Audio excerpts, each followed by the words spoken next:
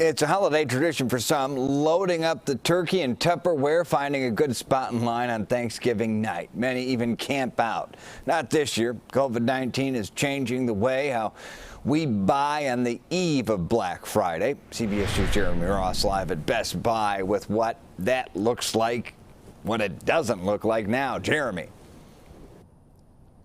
And Brad, this Best Buy set to open only hours from now, and you can see that they've put up the railing here to corral crowds, but workers inside telling us they don't expect the same number of people lining up here because of COVID-19. They certainly don't expect the same numbers of people camping out to get at those big deals. It's the eeriest it's ever been.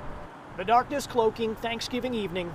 Very quiet. Is normally followed by the hustle and bustle of shoppers flexing their wallets and their folding chairs, setting up to get first crack at holiday deals. But Bob Erlenbaugh's setup was instead in front of a computer. We just Zoomed with our family, and we all were talking about next year where it's going to be the biggest bash we've ever had. This year, Rosemont's fashion outlet is empty.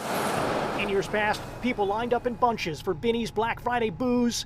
There was no shortage of lengthy lines or appetites for alcohol. Now the waiting is done online. The storefront and lot linger soberingly different. I know a lot of people are out of work, and it will be difficult for a lot of families, I think. Despite the pandemic and recession, the National Retail Federation forecasting holiday sales will increase about 4% compared to last year, including online sales up about 25%.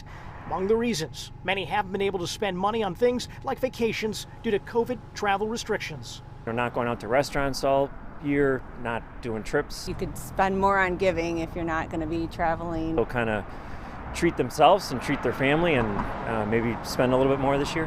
While the health hazards of crowding outside a store will likely curb curbside camping, Erlenbaugh says the virus won't completely kill off the Black Friday tradition.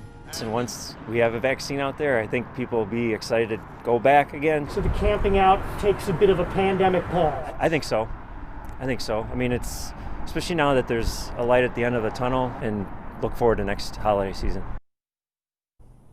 Now, the expectation here at Best Buy is there will be some here early in the morning, but certainly not as many as years past. And unlike the past, more and more people are shopping online, and experts are saying they're shopping earlier than in years past. Part of the reason for that, to try and avoid a bottleneck when shipping out those gifts. Live in Goose Island, Jeremy Ross, CBS 2 News. Jeremy, thank you. Mayor Lori Lightfoot wants to put the black back in Black Friday. The city is encouraging people to shop online at black-owned retailers the day after Thanksgiving and throughout the holiday season. The website blackshopfriday.com lists more than 500 black-owned businesses in the Chicago area. The idea behind the campaign is to narrow the wealth gap and strengthen neighborhood businesses across the city.